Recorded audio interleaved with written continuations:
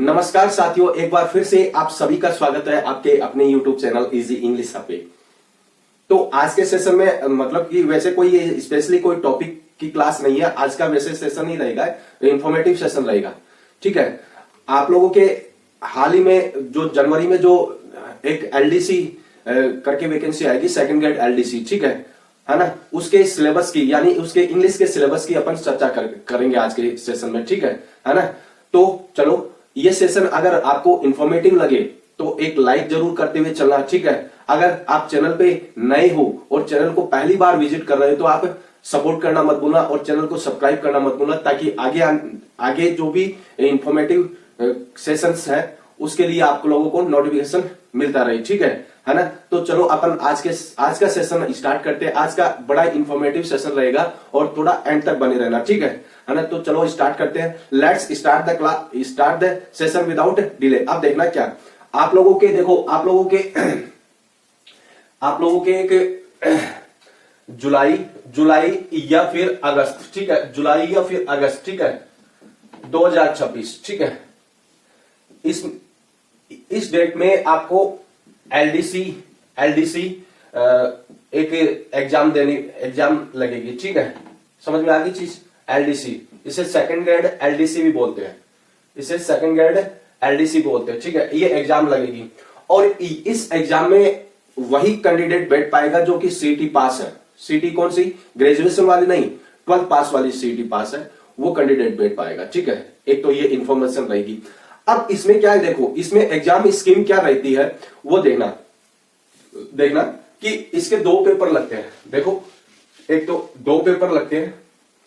First paper तो रहता है जीके जीएस, ठीक है, इसमें सारी की सारी चीजें आ जाती है, मैथ, ठीक है, और रीजनिंग,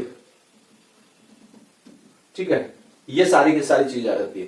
सेकंड पेपर में रहता है आप लोगों का हिंदी इंग्लिश, ठीक है, ये सेकंड पेपर में रहता है ना। तो अब इसमें 1/3 यानी 1/3 यानी 1/3 माइनस मार्किंग भी है, भाई, ठीक है। और ये फर्स्ट पेपर रहता है 100 नंबर का और सेकंड पेपर भी 100 नंबर का। समझ में आ गई? यानी मतलब कि यहां देखना 75 क्वेश्चन तो रहते हैं इसके हिंदी के और 75 क्वेश्चन रहते हैं इंग्लिश के। ठीक है, समझ में आ गई चीज, है ना। तो ये चीज आप लोगों को समझनी है। अब इसमें सबसे बड़ा खेल रहेगा इंग्लिश का। ठीक है, इंग्लिश का रहेगा, क्योंकि देखो जीके है और जो जीके ऑलमोस्ट एग्जाम में पूछा जाता है, सभी पढ़ते हैं।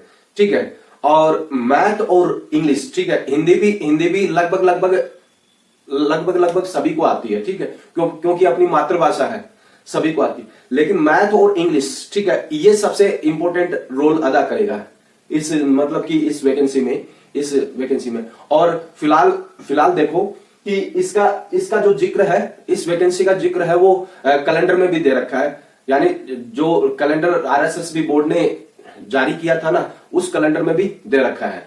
अब देखना क्या होता है कि क्या होगा कि सीटी कौन सी पास आउट, यानी सीटी कौन सी इस पे अप्लाई होगी। ठीक है, इस वैकेंसी के लिए सीटी कौन सी चाहिए।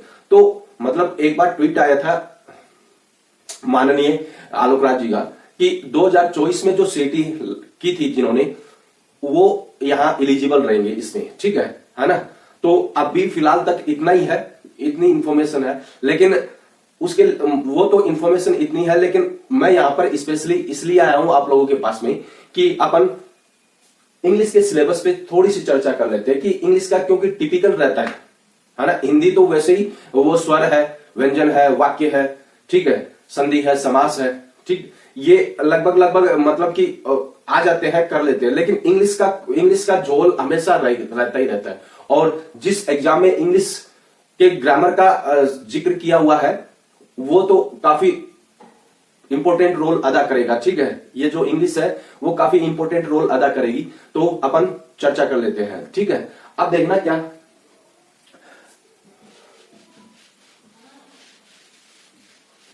देखना कि इसका जो सिलेबस है ना, इंग्लिश का सिलेबस है, उसमें दे रखा सीक्वेंस ऑफ टेंस। ठीक है, सीक्वेंस ऑफ टेंस या टेंस आप लोगों को पढ़ने हैं। ठीक है, आप लोगों को पढ़ने हैं टेंस, और टेंस तो पढ़ने पड़ेंगे, है ना। और आप लोग मतलब कि एकेडमिक लेवल से पढ़ते आए हो टेंस, ठीक है।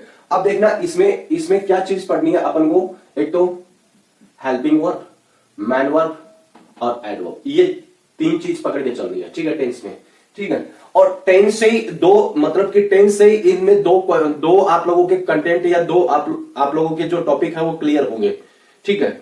अब देखना क्या वॉइस वाला दे रखा है। अब यहां पर मतलब कि एक्टिव टू पैसिव और पैसिव टू एक्टिव, ठीक है, वाइसा वर्सा भी पूछ लेता है, क्योंकि है ना, वाइसा वर्सा भी पूछ लेता है कई बार, ठीक है। तो वॉइस वाला टॉपिक दे रखा है, और उसके बाद में दे रखा है नरेशन, ठीक है, डायरेक्ट से इनडायरेक्ट नरेशन, या फिर इनडायरेक्ट से डायरेक्ट आ सकता है, ठीक है, डायरेक्ट से इनडायरेक्ट और इनडायरेक्ट से डायरेक्ट, है ना। जो रूल्स एंड रेगुलेशन, आप जो ट्रिक आप लोग इन टॉपिक में पढ़ते हो उसका उल्टा कर दो, बस और कुछ भी नहीं है, ठीक है ना। हाँ, तो एक ये हो गया। उसके बाद में ट्रांसफॉर्मेशन में क्या है, असरेटिव मतलब जो सिंपल सेंटेंस होते हैं, इसको असरेटिव बता दिया गया है स्टैंडर्ड जताने के लिए, लेकिन ये सिंपल सेंटेंस टू नेगेटिव और फिर इंटरोगेटिव और एक्सक्लेमेटरी, वाइसा वर्सा का मतलब कि उल्टा भी पूछ सकता है, यानी सीधा भी चल सकती है गाड़ी और उल्टी भी चल सकती है, ठीक है। आप लोगों ने एक जमाना था, एक टाइम था, राजदूत आती थी, उसमें बैक गियर लगता था, ठीक है ना, तो वो उल्टी भी चलती थी। तो उसी तरीके से अपन को उल्टा भी चलना है, यानी कहने का जहां पर वाइसा वर्सा आ जाए ना, जहां पर वाइसा वर्सा आ जाए, इसका मतलब वो मतलब कि रिवर्स भी आ सकता है। कहने का मतलब जैसे मान लो कि यहां पर देखो एक्टिव टू पैसिव है, यहां पर वाइसा वर्सा दे दे तो पैसिव टू एक्टिव भी पूछेगा, ठीक है। इसी तरीके से assertive to negative to assertive भी पूछ सकता है, और interrogative to exclamatory to interrogative भी पूछ सकता है। तो वाइसा वर्सा का ये मतलब होता है, ठीक है। अब देखना आगे, सेकंड इसका अगला पॉइंट है वो क्या है, use of articles, determination and preposition, ठीक है ना, डिटर्मिनर्स, ठीक है, और डिटर्मिनर्स, ठीक है, डिटर्मिनर्स और प्रीपोजिशन, ये क्या है, ये पार्ट्स ऑफ स्पीच का हिस्सा है, यानी जहां आप इंग्लिश ग्रामर पे पार्ट्स ऑफ स्पीच पढ़ते हो उसका हिस्सा है। एक सेकंड रुको, मैं फोकस सेट कर लेता हूं।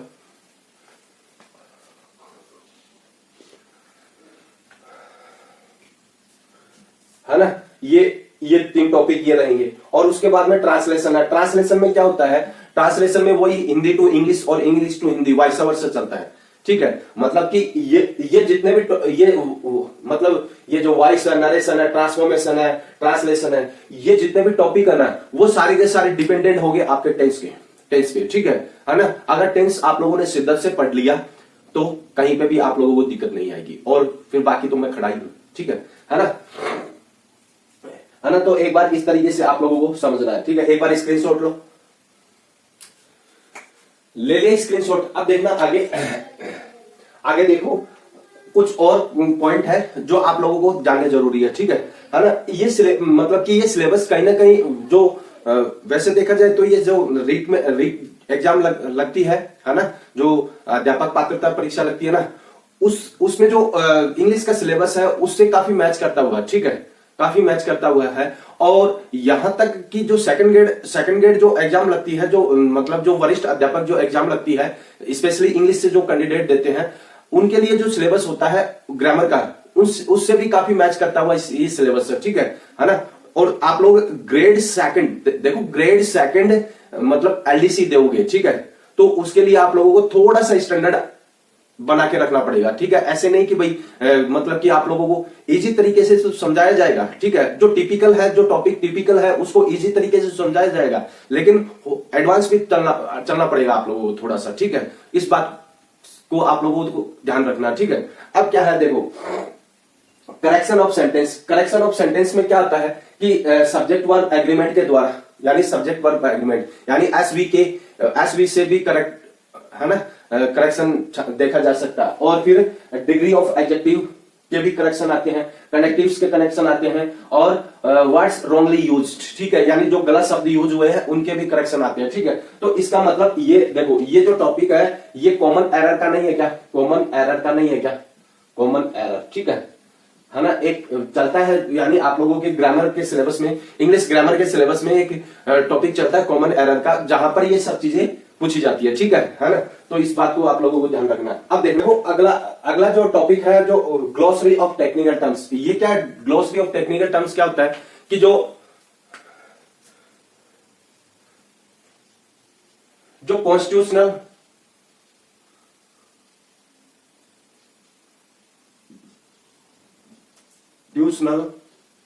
वर्ड्स होते हैं, ठीक है, वर्ड्स होते हैं, है ना, उनको पूछा जाता है ना, उनको पूछा जाता है। जैसे मान लो कि एक है, जैसे हो गया कौन सा, ये लीगल, ठीक है, लीगल। तो लीगल का क्या अर्थ होता है ना, क्या अर्थ होता है, या फिर गैर कानूनी, ठीक है, या फिर पूछ लेते हैं गैर कानूनी, ठीक है। इसका तो अर्थ होता है कानूनी, इसका एक और है गैर कानूनी, ठीक है, कानूनी। तो मतलब कि इसका हिंदी में और इंग्लिश में दोनों में पूछा जाएगा। समझ में आ गई चीज, हिंदी में और इंग्लिश में दोनों में पूछा जाएगा। मतलब इसके आगे क्या दे रखा है कि जो टेक्निकल जो वर्ड होते हैं, है ना, स्पेशली आप लोगों ने जो 4th ग्रेड में पढ़ रखे थे ना, वही है सेम, ठीक है ना। तो देखना विद देयर हिंदी वर्जन, यानी हिंदी वर्जन के साथ में, ठीक है ना। तो अब देखना आगे, अब ये क्या है कि ये वोकेब का ही पार्ट है, समझ में आ गई, वोकेब का ही पार्ट है ये। अब देखना ये सिनोनिम और एंटोनिम, ये भी वोकेब का ही पार्ट है। यानी सिनोनिम का मतलब होता है समानार्थी शब्द और एंटोनिम का मतलब होता है अपोजिट्स, ठीक है ना। अब देखना वन वर्ड सब्स्टिट्यूशन, एकल, यानी एक वाक्यांश के लिए शब्द, ठीक है, वाक्यांश के लिए एक शब्द, इसको इस तरीके से हिंदी में इस तरीके से बोला जाता है, ठीक है। अब देखना आगे, forming of new words using prefix और सफिक्स, यानी सफिक्स से जोड़ना, यानी प्रत्यय और उपसर्ग, ठीक है। प्रीफिक्स और सफिक्स को बोलते हैं प्रत्यय और उपसर्ग, ठीक है। तो इनसे भी पूछे जाते हैं आप लोगों के सवाल। यानी इसको प्रीफिक्स और सफिक्स, ये भी आप लोग इतना भी लिखो, इतना भी समझोना तो बहुत है, ठीक है। अब देखना कंफ्यूजेबल वर्ड, ठीक है, कंफ्यूजेबल वर्ड कहने का मतलब ये देखो, ये कहीं ना कहीं मीनिंग पे डिपेंड करेगा। ये जो वर्ड है, ये जो टॉपिक है, वो कहीं ना कहीं वर्ड मीनिंग पे डिपेंड करेगा। ये वोकेब का ही पार्ट है, यानी यहां से लेकर यहां तक ये वोकेब का ही पार्ट है, ठीक है ना। तो इस तरीके से आप लोगों को समझना है। तो एक बार स्क्रीनशॉट लो इसका, आगे और बताऊंगा आप लोगों को। ले ली स्क्रीनशॉट। अब देखना आगे देखना, मतलब कि पैसेज से भी क्वेश्चन बनेंगे, यानी पैसेज का भी क्वेश्चन बनेगा, ठीक है। कंप्रेशन ऑफ गिवन पैसेज, ठीक है।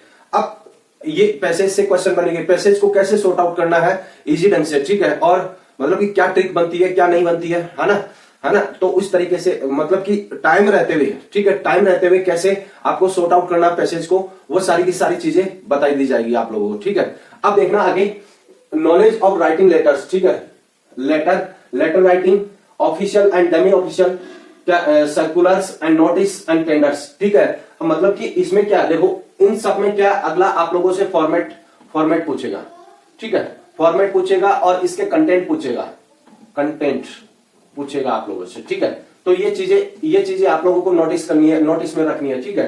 तो ये आप लोगों का इंग्लिश का सिलेबस रहेगा। ये कहीं ना कहीं देखो, कहीं ना कहीं ये सिलेबस है ना, एक तो जो सीईटी आप लोग देते हो, सीईटी, ठीक है, कॉमन एलिजिबिलिटी टेस्ट, ठीक है, उससे काफी मैच करता हुआ है, ठीक है। और जो मतलब है ना, और काफी स्टैंडर्ड वाला है, तो सीधा से अपन पढ़ेंगे, ठीक है ना। तो इसकी रेगुलर क्लासेस आएगी, और क्लासेस कब आएगी मैं आपको इन्फॉर्म कर दूंगा, ठीक है। उसका सेपरेट सेशन देके आप लोगों को इन्फॉर्म कर दूंगा, ठीक है ना। तो इसका भी एक बार स्क्रीनशॉट लो।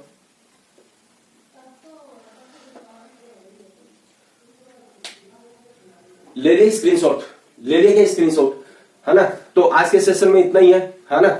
और मतलब कि इसकी मतलब ये जो इंग्लिश ग्रामर की जो क्लासेज है वो रेगुलर आएगी। फिलहाल इस चैनल पे जो हाई कोर्ट 4th ग्रेड का जो बैच चल रहा है, और जो हाल ही में जो अभी जो लगेगी ना एग्जाम, ठीक है, उसका बैच चल रहा है, फ्री बैच चल रहा है। तो आप लोग वो क्लासेस भी देख सकते हो, ठीक है। उससे भी आप लोगों के जो कंसेप्ट है वो क्लियर होते जाएंगे, ठीक है ना। तो मतलब कि 3-4 टॉपिक ऐसे हैं जो इसके सिलेबस और उसके सिलेबस में सेम है, ठीक है ना। तो आप लोगों को वो क्लासेस भी देखनी है, ठीक है, और रेगुलर देखनी है। सबसे इंपॉर्टेंट चीज मैं आप लोगों को बता देता हूं कि रेगुलरिटी सबसे बड़ी चीज होती है। अब आप इसमें रेगुलर रहोगे तो आप इजीली एग्जाम निकाल पाओगे। और मतलब आप लोगों को जहां जहां कहीं से भी आप प्रैक्टिस करोगे कर लेना, ठीक है, उसमें कोई हर्ज नहीं है, उसमें कोई दिक्कत वाली बात नहीं है, कोई बुराई वाली बात नहीं है, ठीक है ना। तो इस सेशन में इतना ही है, मिलते हैं नेक्स्ट सेशन में। इस बस अगर ये सेशन आपको अच्छा लगा, वाकई में इंफॉर्मेटिव लगा है, तो आप इस सेशन को एक लाइक जरूर कर देना। अगर आप चैनल पे पहली बार विजिट कर रहे हो, ठीक है, तो आप चैनल को सपोर्ट करना मत भूलना और साथ ही साथ बेल आइकन को प्रेस करना मत भूलना, ताकि आगे आने वाली क्लासेस की नोटिफिकेशन आपको मिलती रहे, ठीक है। और आपके दोस्तों के ग्रुप में भी जाकर दबा के शेयर कर सकते हो, है ना, ताकि उनको भी ये इन्फॉर्मेशन मिल जाए, ठीक है। इस सेशन को यहीं पे एंड करते हैं। जय हिंद, जय भारत।